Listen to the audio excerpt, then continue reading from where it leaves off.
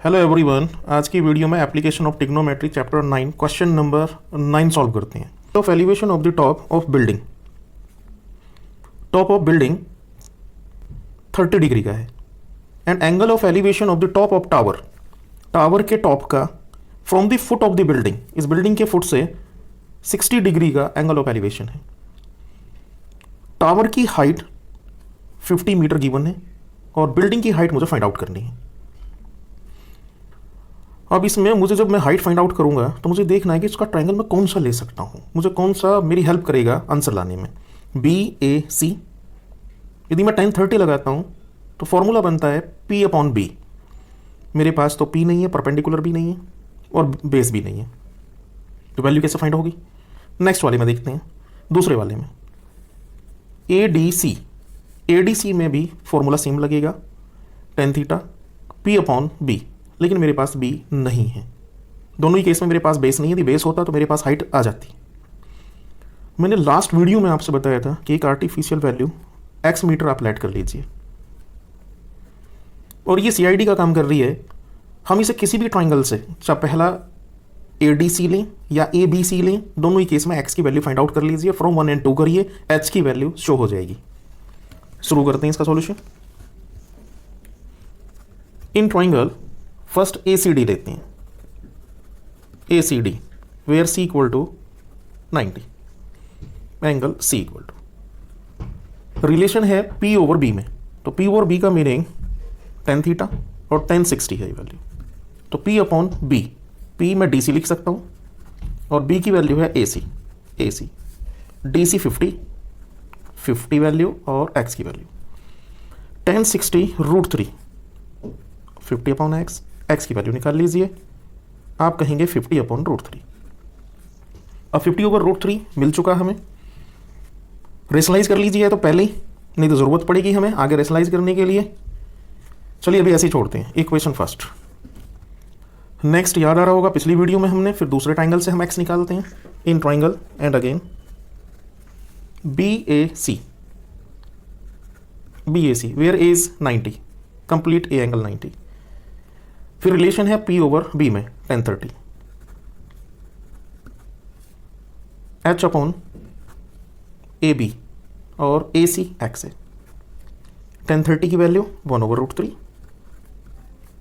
H upon X की value निकाल दें तो X इधर ले जाइए, क्रॉस मल्टीप्लाई से X 1 जाए X और H √3, तो X 1 जाए X और H √3।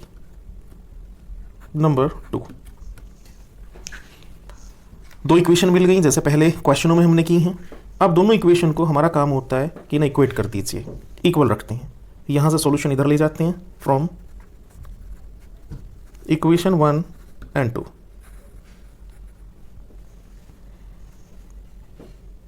क्या वैल्यू रखें, H √3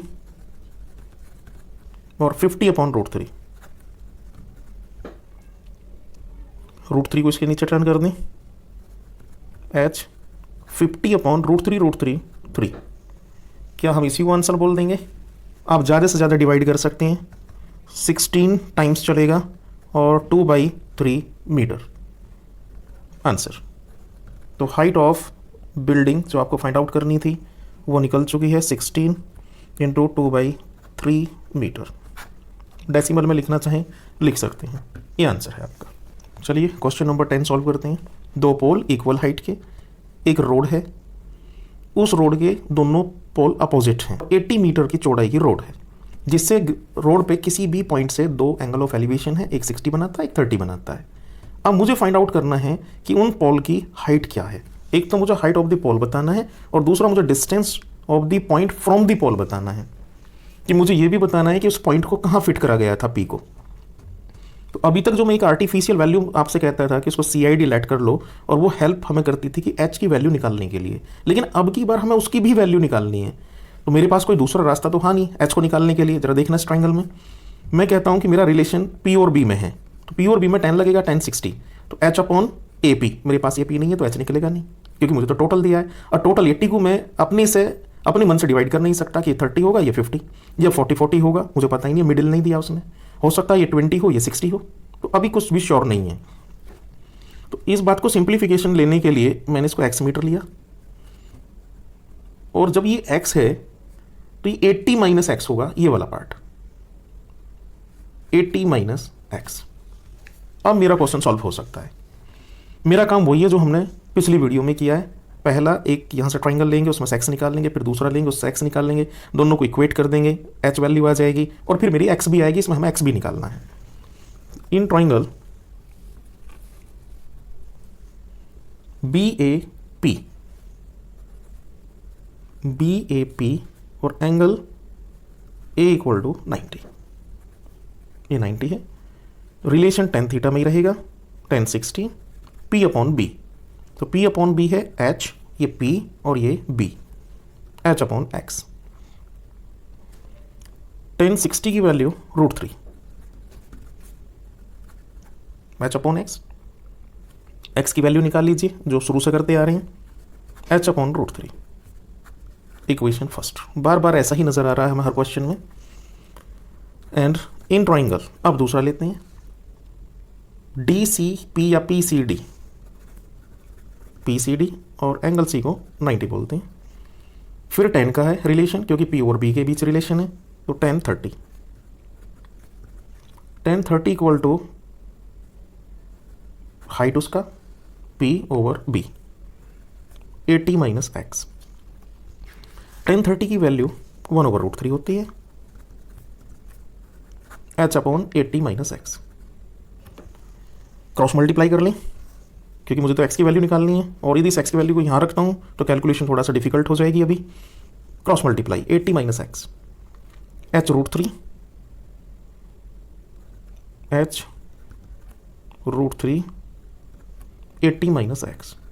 एक्स पॉजिटिव, इधर LHS साइड लेते हैं, पॉजिटिव हो जाएगा, और इसको इधर ले लेते हैं, 80 माइनस एच √3। देखिए एक्स की वैल्यू आ गई, इक्वेशन सेकंड। अब दो इक्वेशन जब हमें मिल जाती हैं तो हम कहते हैं from equation first and second. यहाँ हमारा एक्स हट जाएगा और आमना सामना हमारे एच का होगा, जहाँ से हमें हाइट मिलेगी। कैसे सॉल्व किया जाए, लिखते हैं एच अपॉन √3 को पहले, ये value is equal to this value 80 minus H √3। √3 इसमें मल्टीप्लाई करेगा दोनों में, 80 √3, और जब √3 इधर जाएगा तो √3 इंटू √3 वो 3 हो जाएगा। पहले मैं लिख दूँ इधर 80 √3 माइनस √3 इंटू √3, इसके साथ ये होगा 3h, और यहाँ केवल आपके पास बचा है h। इस 3 को इधर ले आए तो ऐड हो गया 4h हो जाएगा, और इसको लिखा जाएगा 80 √3, 80 √3। क्या ये कैंसिल हो सकता है? यस, 4 2 जा, तो h की वैल्यू 20 √3 मीटर। क्या यही आंसर छोड़ सकते हैं? क्योंकि 20 √3, लेकिन √3 की वैल्यू आप रखना चाहें तो रख सकते हैं, 20 इंटू 1.732। अब ज़रा मल्टीप्लाई कर दीजिए इसकी, तो ये वैल्यू कितनी आ जाएगी मल्टीप्लाई होकर के, 2 4 जा, 2 2 जा 4, 2 3 जा 6 और 17। मैं इसको कैलकुलेट करके लिख सकता हूँ 34.64 मीटर। ये वैल्यू हाइट आई, हाइट ऑफ द पोल जो फाइंड आउट करना था। अभी एक आंसर और बचता है। उसने कहा था कि पी को कहाँ फिक्स करा जाएगा, तो distance of the point from the pole, कि उस पोल से वो डिस्टेंस क्या होगी। तो मुझे तो अभी एक्स और निकालना है, तो फिर मैं ऐसा करता हूँ, इसकी वैल्यू एच की वैल्यू मैं फाइंड आउट कर चुका हूँ, और ये वैल्यू ना रख के मैं सिंप्लीफाई इससे आसानी से कर पाऊंगा कैलकुलेशन अपनी। मैं इस पोर्शन को यहाँ ले लेता हूँ इससे आगे, एंड अगेन वैल्यू एक्स, तो वैल्यू ऑफ एक्स निकाल देते हैं, to find value of X. तो पुट कर दीजिए इसको, put h equal to 20 √3 in equation first. तो जरा फर्स्ट देखिए, ये है आपके पास x इक्वल टू h की वैल्यू 20 √3, ये h की वैल्यू थी आपके पास 20 √3, और यहाँ आपने रख दी है h में, और √3 उसके नीचे है √3। √3 से √3 कैंसिल, x की वैल्यू 20 मीटर। तो एक पोल, ए पोल से, जो ए बी पोल है आपका, इस एंड से ये डिस्टेंस जो एक्स की है वह 20 मीटर होगी, तो दूसरे वाले की कितनी होगी फिर 80 माइनस 20, उस आप 60 मीटर लिख सकते हैं। यही आंसर फाइंड आउट करना था। 11 देखते हैं। क्वेश्चन कहता है कि एक टीवी टावर वर्टिकली स्टैंड करता है किसी नदी के किनारे पर, और उसी के अपोजिट कोई एक पॉइंट है सी, और वो सी से एंगल ऑफ एलिवेशन उसका 60 डिग्री है। यदि वहां से मैं 20 मीटर के लिए चलता हूं, सपोज करिए, और मैं 20 मीटर चला हूं, उसके बाद 20 मीटर चलने के बाद वह एंगल ऑफ एलिवेशन 30 डिग्री हो जाता है। अब मुझे ये बताना है कि उस टावर की हाइट कितनी है, एक आंसर, और दूसरा मुझे बताना है कि विड्थ ऑफ द कैनाल कितनी है, उस नदी की चौड़ाई कितनी है। तो मैंने एच मीटर और एक्स मीटर उनको लेट कर लिया है। ये बिल्कुल जैसे पिछली वीडियो में हमने किया है, ऐसा ही क्वेश्चन तैयार हो गया है कि मैं हाइट नहीं फाइंड आउट कर पाऊंगा जब तक मेरे पास ये बेस ना हो, और बेस मेरे पास है नहीं, तो ये वही आर्टिफिशियल वैल्यू हमने लेट कर ली है जिसको हम CID बोल देते हैं। तो सबसे पहले मैं छोटे वाले ट्राइंगल से एक्स की वैल्यू फाइंड करता हूँ, फिर मैं बड़े वाली वैल्यू से, बड़े वाले ट्राइंगल से मैं एक्स की वैल्यू फाइंड आउट कर लूँगा। सॉल्व करते हैं। In triangle ABC 90 10 60 equal to h upon x, h upon x। 10 60 की वैल्यू √3 h अपॉन x की value h upon √3। Equation first बिल्कुल जैसे लास्ट क्वेश्चन थे, सेम वही बार बार रिपीट हो रही है इक्वेशन फर्स्ट ऐसे ही। एंड अब दूसरा ट्राइंगल लेते हैं ABD। In triangle ABD where B equal to 90 है। 10 30 रिलेशन P ओवर B का है, tan थीटा चलेगा, तो tan 30 h upon 20 plus x, क्योंकि बेस है आपका 20 प्लस एक्स। tan 30 की value 1 over √3 h upon 20 plus x, cross multiply कर लीजिए, तो 20 plus x equal to h√3 और x की value h√3 minus 20। Equation number second. अब देखिए फर्स्ट और सेकंड को जैसे लास्ट वीडियो में करते आए हैं, from equation first and second, h√3 minus 20 और दूसरी value h upon √3। Cross multiply करें, √3 इंटू √3 3h, क्योंकि √3 3 हो जाएगा, 3 into h 3h minus 20 √3 equal to h को इधर ले आए, h को इधर ले आए तो 3 में से h माइनस हो जाएगा 2h, इधर 0 बचा, 20 उधर ले जाओ तो प्लस का हो जाएगा 20 √3, कैंसिल, tan √3। ये हाइट निकल गई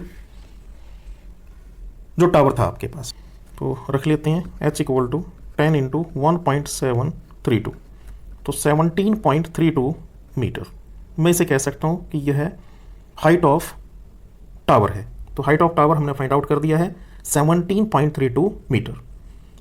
अब हमारा दूसरा आंसर फाइंड करना है हमें, वो है वैल्यू ऑफ x। ये वैल्यू ऑफ x निकालनी है। अब देखिए h की वैल्यू मैं निकाल चुका हूँ, मैं इस वैल्यू को यहाँ नहीं पुट करूँगा, मैं tan √3 वाली वैल्यू को पुट करूँगा। ऐसा क्यों? क्योंकि मेरी कैलकुलेशन आसान हो जाएगी। तो इसमें हमने x की वैल्यू और फाइंड कर लेते हैं।